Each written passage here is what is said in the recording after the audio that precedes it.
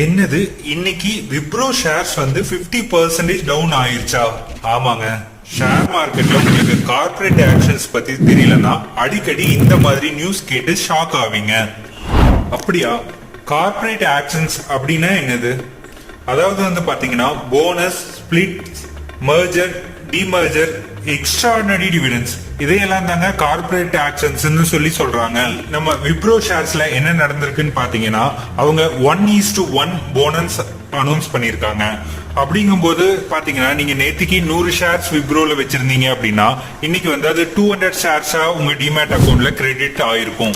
இதுல நம்ம முக்கியமா நோட் பண்ண வேண்டிய விஷயம் என்னன்னு பாத்தீங்கன்னா நம்மளோட ஹோல்டிங் குவான்டிட்டி மட்டும்தான் டபுள் ஆகுமோ தவிர நம்மளோட இன்வெஸ்ட்மெண்ட் வேல்யூங்கிறது நேத்திக்கு என்ன வேல்யூ இருந்ததோ அதுவே தான் இன்னைக்கும் இருக்கும். 1971ல இருந்து இப்போ வரைக்கும் டோட்டலா 14 டைம்ஸ் இந்த மாதிரி போனஸ் இஷ்யூ பண்ணியிருக்காங்க.